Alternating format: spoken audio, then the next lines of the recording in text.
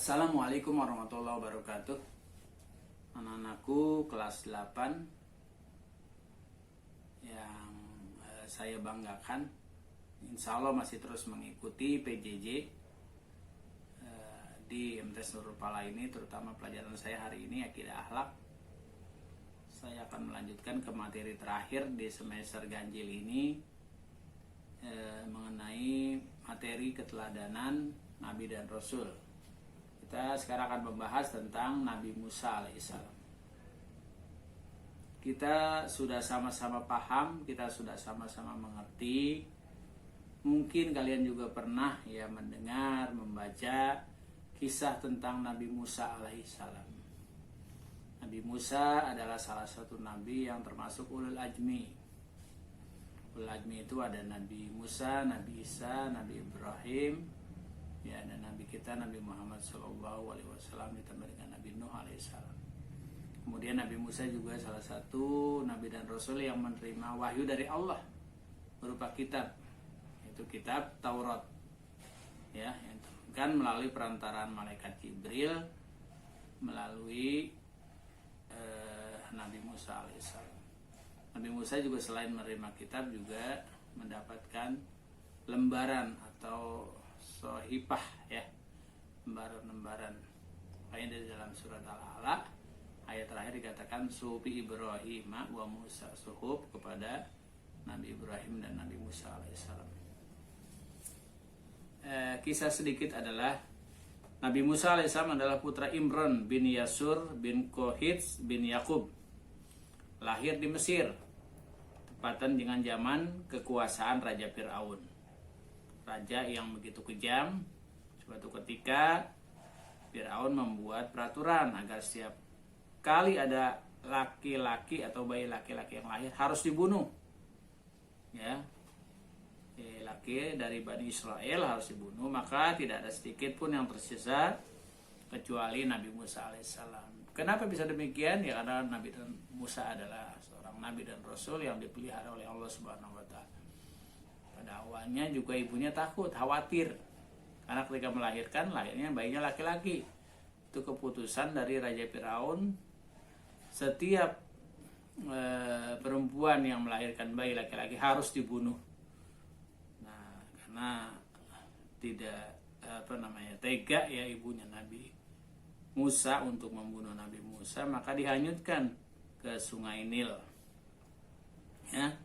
Justru bayi Musa yang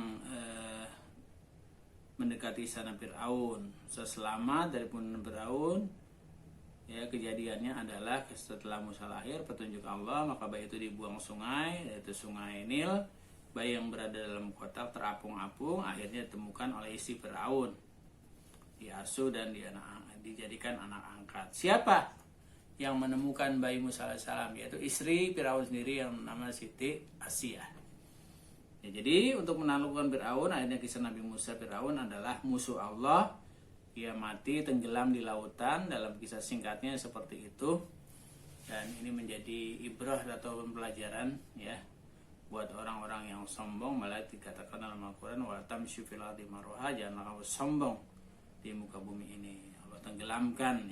Dalam kisah ini kita lihat bahwa di antara keteladanan yang kita ambil sebagai contoh Nabi Musa adalah sifat Nabi Musa yang pemberani, yang tekun, yang rajin, yang selalu belajar dan gemar membela kaum tertindas. Sikap pemberaninya apa yang dilakukan oleh Nabi Musa? Ia berdakwah kepada penguasa Mesir, Raja Fir'aun pada saat itu, agar kembali ke jalan yang benar dengan menyembah pada Allah Subhanahu wa Ta'ala, Tuhan pencipta alam yang patut diteladani. Nabi Musa berani menghadapi Raja Fir'aun yang orang-orang itu sendiri nggak ada yang berani menghadapi Raja Fir'aun. Karena kita ketahui bahwa Nabi Musa sendiri kan diasuh dari kecil oleh istrinya. Berarti dari masih kecil sudah ada di lingkungan istana kerajaan Raja Fir'aun. Begitulah risiko dalam berdakwah, di mana dengan apa saja akan menemui rintangan, hambatan. Risiko itu memang harus dihadapi. ya, walaupun dengan kematian sekalipun ya. Oleh karena itu sikap berani inilah yang harus dimiliki dalam membela dan memperjuangkan agama Islam. Islam dihina, dilecehkan, dicemooh. Ya, kalian harus berani membela agama Islam meskipun harus bertaruh dengan nyawa. Islam disingkirkan, Islam ditindas, harus berani kita. Itulah sikap kesatria yang dimiliki oleh Nabi Musa alaihissalam yang berani memperjuangkan agama Islam. Nabi Musa juga rajin, tekun dalam belajar. Ya, ini juga paling penting, apalagi kita sebagai siswa ya, kelas 8 nih semuanya siswa. Harus tekun belajar. Supaya apa? Supaya kita juga jangan ketinggalan. Ini 2 hari, 3 hari ya sudah kita memperingati Hari Pahlawan. Pahlawan-pahlawan kita berjuang itu untuk memperjuangkan kemerdekaan. Kenapa kita dijajah sampai 350 tahun oleh Belanda? Ya karena kita bodoh. Karena kita sering dibodohi. Makanya mudah sekali penjajah menindas ya. Ya pokoknya menindas, mencaci maki bangsa kita. 350 tahun kan bukan waktu yang singkat, itu lama. Ya, jadi begitu pula ya. Jadi ini dapat kita lihat bahwa ketekunan Nabi Musa pada saat menuntut ilmu kepada siapa? Kita pernah mendengar Nabi Musa pernah belajar pada Nabi Khidir, yang tidak termasuk 25 Nabi dan Rasul. Kita ketahui bahwa Nabi dan Rasul ada 25, tidak termasuk Nabi Khidir. Tapi Nabi Khidir adalah Nabi yang seringkali menjadi guru bagi nabi-nabi yang lain.